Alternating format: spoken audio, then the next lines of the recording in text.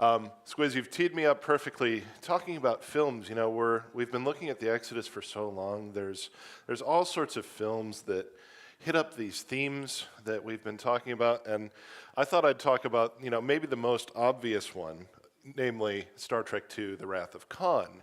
Now, you might be thinking, what on earth does that have to do with Exodus? Come on now, Tom. You're just sneaking Star Trek in here. Well, no, the beginning of Star Trek II is this scene where you see a captain taking a ship in to rescue another ship that's been stranded, and the Klingons come in and they start shooting left and right. And you think, oh no, they're all going to die, except the lights change, and it was all a simulation. This is the final test. It's called the Kobayashi Maru, if you're into that. It's training students who are going to be officers in what to do in a no-win scenario. And the student complains to her teacher, Admiral Kirk. She says, it's not a fair test. There was no way that I could win. And then this is the teaching point where the Admiral says, a no-win scenario is a very possible option for you. And modern militaries use the same frameworks today. What do you do in a situation when you can't see the way out? It says quite a lot about who you are as a leader in those moments. You see, that's the sort of place the Israelites will find themselves in today. What will they do in the face of almost certain defeat? What does God want them to learn there? And what does he want them to do in light of this chapter in the story? What does it mean for us today? And that's the kind of situation we're going to look at. But first we need to get a bit of context. How did they get into this no-win situation? We're going to look at the passage in 3 chunks. David's going to come up and read the first 9 verses of Exodus chapter 14. So over to you, David.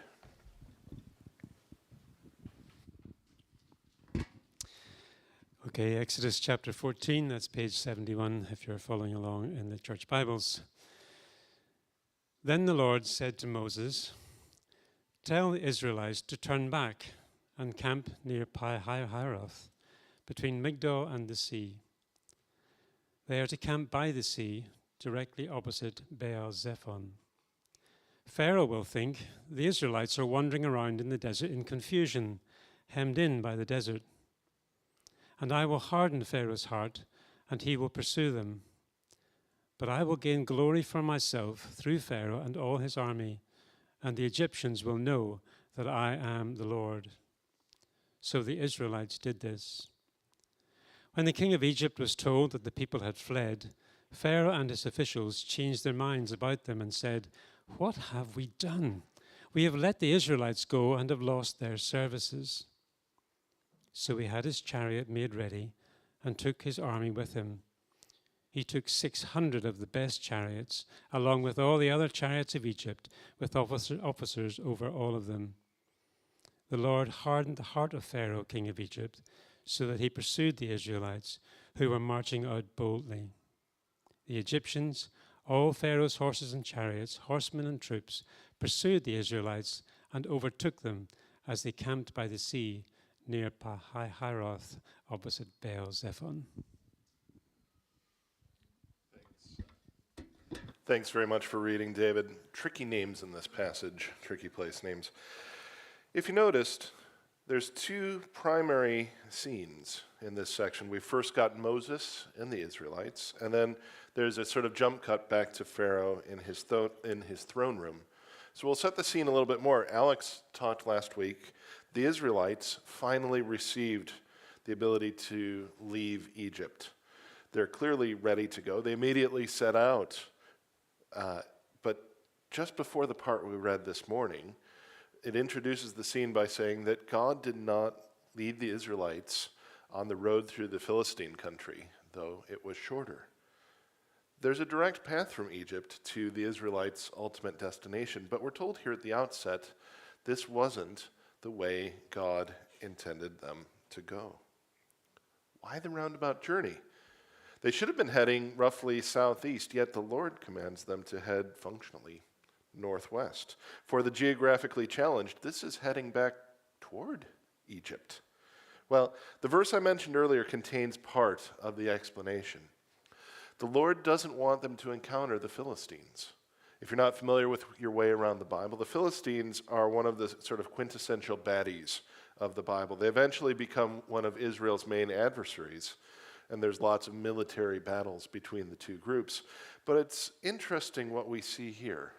In God's wisdom and God's sovereignty, he knows that now is not the right time for Israel to encounter the Philistines. He's got other plans for them. In fact, the path the Lord does set them out on is one that would prepare them for later encounters with the Philistines and other antagonistic nations. But there's another angle to consider. In redirecting the Israelites from going through Philistine country, he's actually bringing them to within literal striking distance of the Egyptians. This is too purposeful. It's not confusion, it's choreography. God's ensuring that the Israelites are at the right place at the right time. And maybe you've felt something like this in your own life. How did I get here? Why am I still here? Why now? Have you ever prayed, God, what's the plan for this? I can't see a way forward. If that's you, you're in good company, both with the Israelites, but also most of us. It can be difficult, if not impossible, to see the bigger picture, particularly when we find ourselves in uncomfortable situations. But remember, what might look like chaos to us is choreography to God. And then what follows is a bit of a jump cut. We're taken back to the chambers of Pharaoh in Egypt. This is the point where they've looked around and realized the Israelites are gone. Their unpaid workforce, quite possibly the backbone of their industrial growth, vanished. And the response is telling. Look what Pharaoh says in verse 5. What have we done? We let the Israelites go. We've lost their services. It's worth observing, he doesn't chalk this up to a learning moment. He's not saying, well, next time we get hundreds of thousands of slaves, we won't let them go. No, he's setting out to go get them. And he's bringing hundreds and hundreds of chariots. And notice the language in verse 8. The Lord hardened the heart of Pharaoh, king of Egypt, so that he pursued the Israelites who were marching out boldly. Now, the Hebrew word here for harden means to strengthen or to stiffen. It's important to note God isn't forcing Pharaoh to do something new. He's letting Pharaoh double down on what he already wants: control. We can be tempted, taking these verses in isolation, to think that God set up people for defeat and destruction, that he set up his people for defeat and destruction, but he's actually setting the stage for something else, their ultimate deliverance. I wonder, do you ever find yourself wrestling with knowing God's plan? I certainly know what that's like. Like we'll see when this story plays out, we can hold fast to the reality of God's sovereign authority. But it doesn't mean that it's not a real wrestling match against our own desire to know what's going to happen, or even simply to have some sense of control over the outcome. Now we're going to mobilize David again. We're going to see how this plays out for the Israelites. We're going to pick up where we left off at verse 10. Thanks. As Pharaoh approached, the Israelites looked up, and there were the Egyptians marching after them. They were terrified and cried out to the Lord. They said to Moses, "Was it because there were no graves in Egypt that you brought us to the desert to die? What have you done to us by bringing us out of Egypt? Didn't we say to you in Egypt, 'Leave us alone, let us serve the Egyptians'? It would have been better for us to serve the Egyptians than to die in the desert." Moses answered the people, "Do not be afraid. Stand firm, and you will see the deliverance the Lord will bring to you today. The Egyptians you see today, you will never see again. The Lord will fight for you. You need only to be still."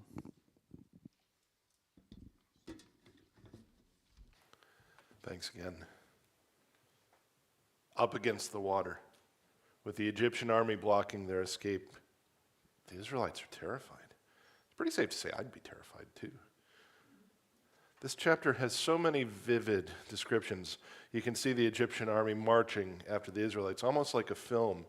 You see an Israelite looking over one shoulder to see the first glimpse of this massive cloud of dust stirred up by hundreds and hundreds of chariots. You can picture the scene. They're camped near the water, as God told them to do, only to see that they're pinned down.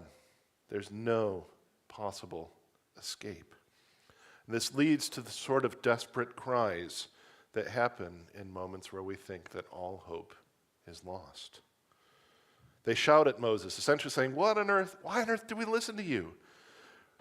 We told you were going to anger Pharaoh, and that would only make things worse for us. They say, out of genuine desperation, it would have been better to serve the Egyptians than die in the desert. And it's here, in this moment of terror, this moment of almost certain defeat, that Moses summons whatever resolve he's got left. And again, this is the sort of thing we can almost picture.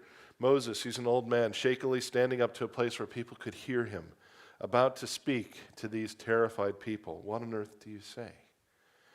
Maybe he even can see the advancing Egyptian army from where he's standing. And look what he says.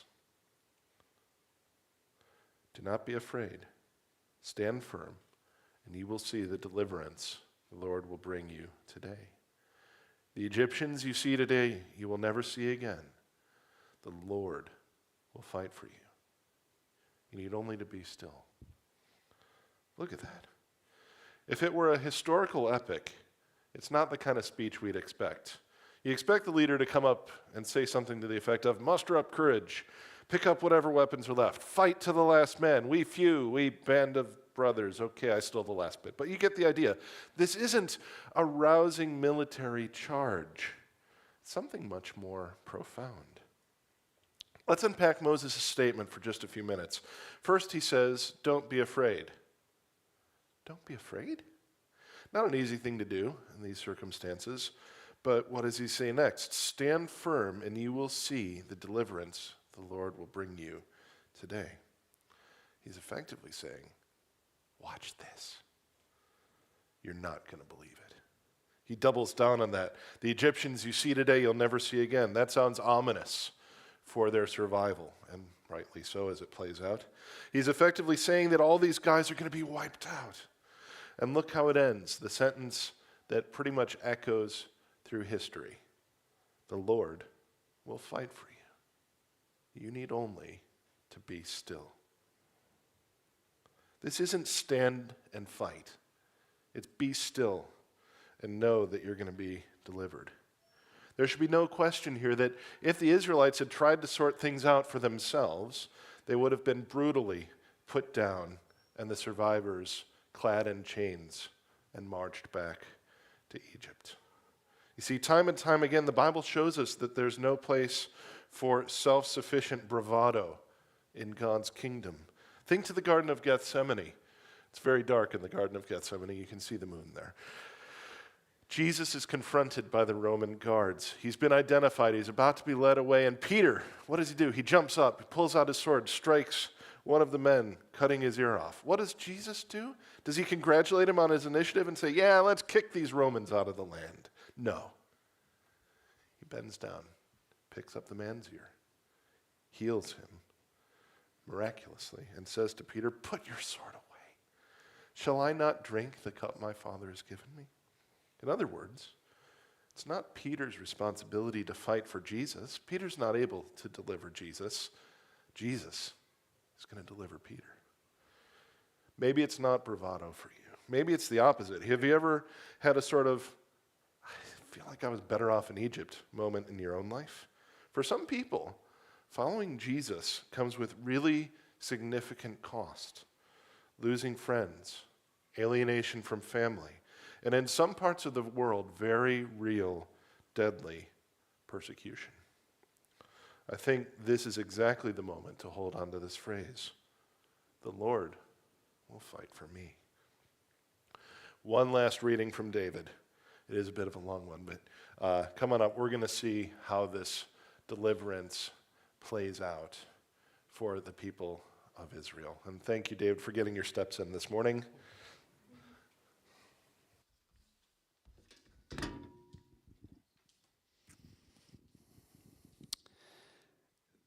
Then the Lord said to Moses, "Why are you crying out to me? Tell the Israelites to move on. Raise your staff and stretch out your hand over the sea to divide the water so that the Israelites can go through the sea on dry ground. I will harden the hearts of the Egyptians so that they will go in after them. And I will gain glory through Pharaoh and all his army, through his chariots and his horsemen. The Egyptians will know that I am the Lord when I gain glory through Pharaoh, his chariots, and his horsemen." Then the angel of God, who had been traveling in front of Israel's army, withdrew and went behind them. The pillar of cloud also moved from in front and stood behind them, coming between the armies of Egypt and Israel. Throughout the night, the cloud brought darkness to the one side and light to the other, so neither went near the other all night long. Then Moses stretched out his hand over the sea, and all that night the Lord drove the sea back with a strong east wind and turned it into dry land. The waters were divided, and the Israelites went through the sea on dry ground, with a wall of water on their right and on their left. The Egyptians pursued them, and all Pharaoh's horses and chariots, and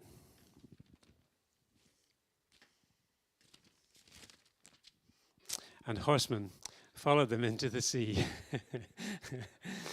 During the last watch of the night, the Lord looked down from the pillar of fire and cloud at the Egyptian army and threw it into confusion. He jammed the wheels of their chariots so that they had difficulty driving. And the Egyptians said, "Let's get away from the Israelites. The Lord is fighting for them against Egypt."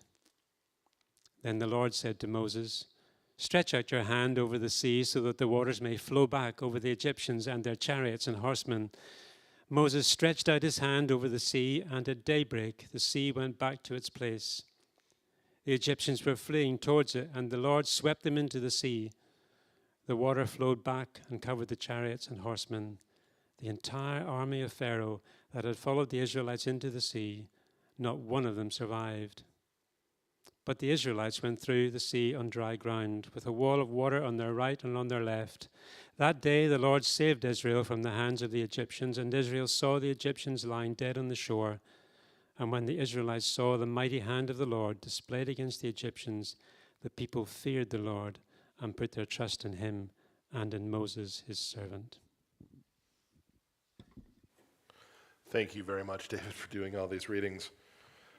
There's quite a lot there, isn't there? In this section, we see what God fighting for his people looks like. It's dramatic. It's powerful. I want to suggest three categories that we can use to appreciate what's going on here. First, God protects. Look at verses 19 and 20. Before a single wave moves, God moves. We've not talked much about the pillar of cloud and fire. It first turns up in the previous chapter. It's there to provide not just illumination and warmth for the Israelites, but it's also a tangible, visible reminder of God's presence with them, intimately with them. And before a single wave moves from the sea, this pillar of cloud and fire shifts from the front of Israel's camp, presumably by the water, to the rear. And the inference is clear. God's taking the position of rear guard. He's blocking the Egyptian advance.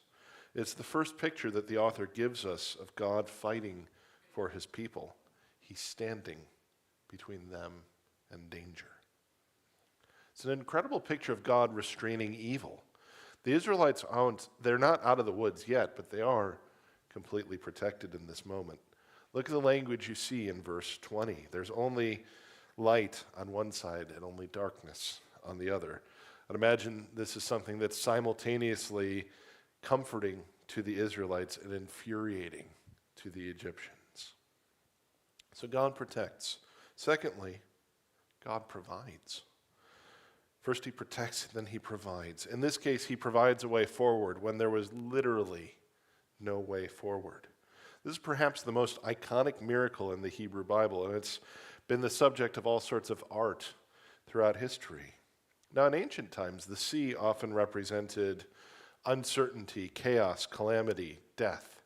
The land, by contrast, was sure, consistent, stable. Think of fishermen coming out the boat and kissing the ground after a rough day at sea. And we can have this in the back of our minds when we picture Moses stretching out his hand and watching the sea fold back, creating a path for the Israelites to walk along. It's worth saying, we don't get all the answers here that our modern scientific minds might want to know. At least we don't get all the answers that I would like to know. But what we do have is powerful. A strong east wind turning the seabed into dry land. Not the muddy, spongy muck that swallows up your wellies, but land that you could walk on, land that you could pull a cart on. We also have this image of walls of water on either side of them. It might be worth noting briefly that the term for wall here is not the word you'd get for a sort of little wall that you put up in your garden. It's something big, intimidating. It's the sort of wall that you'd see built around a city to protect it from invading armies, tall and intimidating. I read one commentator, he said something helpful. He said, "It's clear from the descriptions given that the sea through which the Israelites walked was deep water, not something shallow. A city wall-sized wall of water on either side of them implies the division of a deep body of water, not merely the drying out of a shallow one or the drying out of wet terrain." But we're not really meant to be considering the how here, so much as the what. This is what it looks like for God to fight for his people. He makes a way when there wasn't a way before. And if you struggle with what to do with miracles in the Bible, the claim here isn't that ancient people were naive, that if they just had our modern categories, they'd be better off. It's that sometimes God acts in ways that break our categories, whatever age we live in. Finally, maintaining alliteration here, God prevails. The Israelites make it to the other side of the sea, but the Egyptians start pursuing them. We're told that all Pharaoh's horses and chariots and horsemen follow them. And it's easy to imagine that the chariots of a major power are faster than a bunch of freed slaves on foot. So God steps in. Look in verse 25. He jammed the wheels of their chariots, so they had difficulty driving. You can almost hear the confusion and frustration on the parts of the Egyptians that they say at the end of the verse, "Let's get away from the Israelites." The Lord is fighting for them against Egypt. This isn't actually the first time that the Egyptians themselves had recognized God at work in and through miracles. A few chapters ago, Pharaoh's magicians had essentially tried to say, "We're no match for this God. You should give up." One more helpful observation from the same commentator here. God's purpose of revealing himself not merely to Israel, but to Egypt as well, had in fact been accomplished. The army, all of whom experienced the plagues, now knew who Yahweh was, even if prior to the plagues his name would have meant nothing to them. The earlier statement, "I am the Lord," had now become something they could understand. These soldiers get it. What Moses had promised the people in Exodus 14:14, "The Lord will fight for you," was apparent even to the enemy. And God prevails ultimately in the deliverance of the Israelites and in the destruction of the Egyptian army. Pharaoh is left without either a workforce or an army. He's utterly broken and humiliated. And on the other side of the sea, the Israelites demonstrate a renewed confidence in both the Lord as their God and Moses as their leader. And as the tide on the far side of the shore returned to normal, the people of Israel could look back secure in the knowledge that God really did fight for them. There could be no question of God's intervention on their behalf. Their role wasn't to pick up arms and win a battle. Their job was to have faith that God was fighting for them. Faith is a key part of this. God does the fighting, but they did still have to pick up their feet and walk between walls of water. For the Israelites, this is a story of deliverance. It's one they'd look back to as a nation. Many still do. But it's actually pointing forward as well. The New Testament, the later part of the Bible, says that this wasn't just their story, but ours as well. There's lots of references in the New Testament referencing this, reiterating that in Jesus' death and resurrection, God has already fought and won the cosmic battle against sin and death. It's interesting that the song Moses and his sister sing in the next chapter is actually referenced in the book of Revelation. It means that this language of deliverance, this feeling of being delivered, will carry on even into the new heaven and new earth. Two final thoughts. To those of you who would call yourself Christians this morning, where do you feel hemmed in? The sea in front of you and fear behind you? The call here is not to pick yourself up by your bootstraps, sharpen up your broadsword, and come out swinging. Rather, it's to take faithful steps along a path that God opens. Be still. Avoid the pitfalls of panic. Then, when God says move, step forward with confidence. Trust looks like obedience, a conversation you've been avoiding, sin that you need to confess, burdens that need to be shared. God protects, God provides, and God prevails. Be confident to walk in the path He's placed in front of you. Faith is not fighting to win God's favor. It's walking in the victory He's already won. And if you wouldn't be ready to say that you believe this stuff, I'd like to simply ask you to consider this claim, that at the cross and at the empty tomb, God demonstrated fully and definitively that He's fought for you and won for you. Stepping out in faith isn't wishful thinking. It's a response to a victory that's already been accomplished for you. The question isn't, can you part your own sea? But will you entrust yourself to the one who can? It could look like an incredibly simple prayer.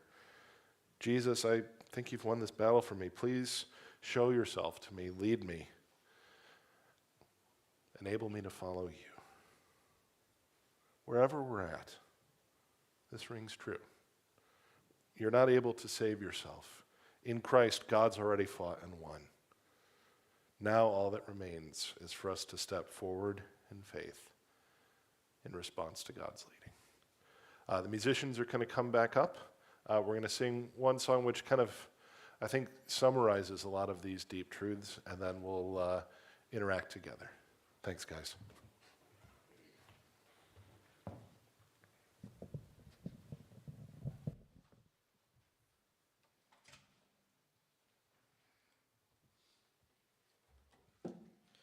Let's stand together.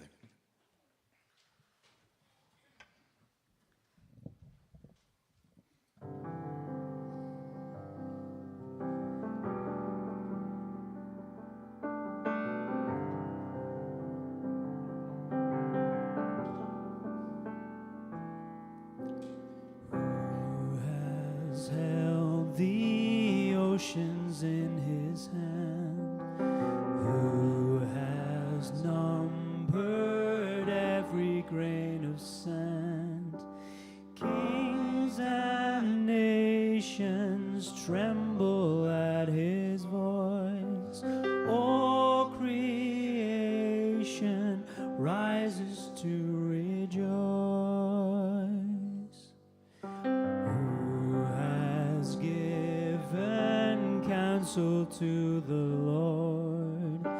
Who can question any of his words?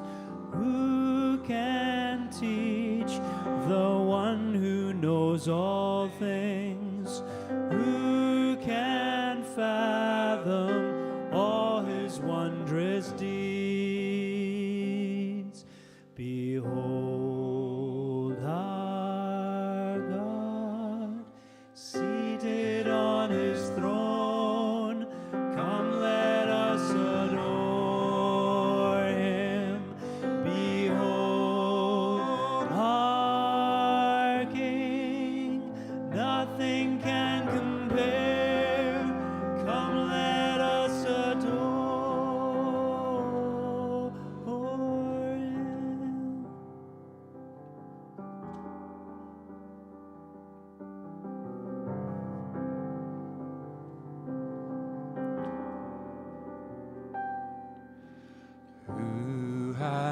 Moses felt the nails upon his hands, bearing all the guilt of sinful man. God eternal, humble to the grave, Jesus Savior, risen now to reign. God eternal, humble to the grave, Jesus Savior, risen now to reign. Behold our God, seated on his throne. Come, let us adore him. Behold our King, nothing can compare. Come, let us adore him. Behold our God, seated on his throne. Come, let us adore him. Behold our King, nothing can compare. Come, let us adore him.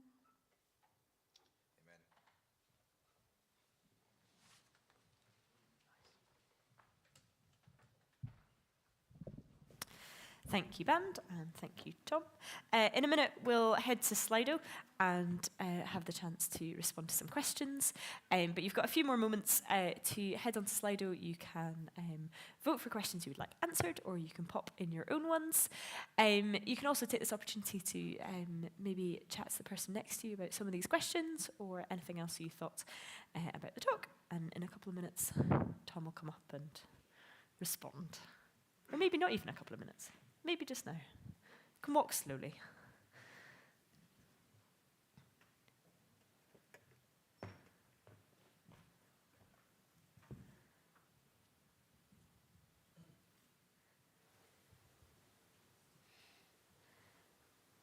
Okay, let's go for it.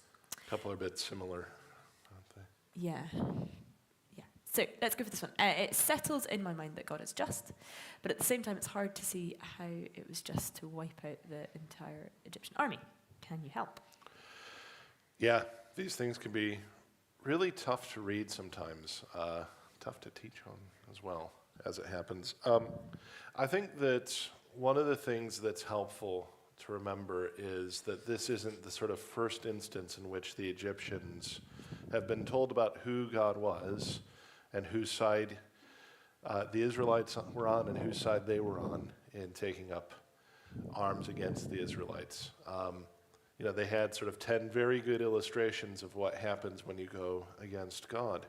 But moreover, this is a really vivid picture of judgment, to be very honest, of God being a just judge, delivering judgment on his enemies.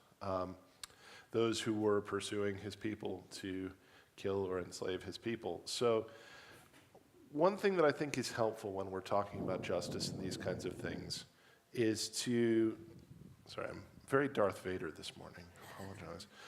One thing that I think can be helpful is to consider that actually the greatest injustice in human history happened to the author of human history. The Egyptians knew full stop who was on the side of the Israelites. They knew that their God was God, even to the point where they seem to acknowledge it in the passage. The greatest injustice in history happens to Christ, who had no sin, yet took on human sin for us and for our salvation. So I think those are maybe some thoughts to frame it. One other thing I might say, we don't know that some Egyptians didn't go out with the Israelites. It seems clear from the passage Alex was teaching on that actually others went out with the Israelites as well. Now those might have been people who had married Israelite slaves. Those might have been other enslaved people from other nations. It might have been Egyptians as well. What's quite cool is that if you look in the book of Joshua, when they encounter Rahab, one of the things she says, she knows that God delivered the Israelites from the Egyptian army. And she's not an Israelite. She has no connection to this. So it's, in a sense, God proclaiming both his justice and his just judgment of sin, but also his deliverance and care for his people. That's known in the wider world. I think that's worth saying as well. Brilliant. That leads really well onto this question. If all of the army died, not one of them survived, then who would be a witness to these events in terms of the Egyptians knowing who God was? I think a very broken and defeated Pharaoh walking back without his troops probably was a good start. Because, I guess everybody who's still at home as the army marches out thinks, okay, well, they'll be back in 10 minutes and we'll have lunch, because these are largely unarmed former slaves. And when none of them come back, I think actually that absence, that defeat, would weigh profoundly heavily on the nation. There is some debate as to whether Pharaoh dies, incidentally, in this. I'm inclined to think he doesn't, but if you want to debate that, come find me. Amazing. Perfect. Okay. Not everything in life is a fight, but sometimes it's hard to know what to do next. How do I determine when to stand still and when to act? A nice easy one. Oh, yeah. Well, I mean, the easy thing is to make everything a fight, right? Some people do. That's some people's approach. I don't think it's a good approach. What do you do next? I'm not in your situation. I don't want to say prescriptively, that thing you were thinking about doing, go do it. Like, that's very dangerous to say from this perspective. I think, one, pray. Talk to God himself. Ask God to lead. Number two, talk to people who God has placed in your life, who you trust. Particularly talk to people who know about the thing you're wrestling with. If it's, a spiritual thing, talk to somebody on the pastoral care team. If you're wrestling with finances, talk to somebody who knows about that. If you're wrestling with parenting, talk to someone who's been a parent for a while. God hasn't left you on your own to try and slog these things out together. He's given you a bunch of people. And if I can very briefly paraphrase a wonderful animated film, you can always do the next right thing, right? Frozen 2, anybody better than the first? Do the next right thing. But no, talk to God and talk to his people. That's what I do anyway. Brilliant. Awesome. Before you leave us, just tell us big idea for today. What do you want us to go with? The Lord fights for you. Stand firm. Amazing. Thank you so much, Tom.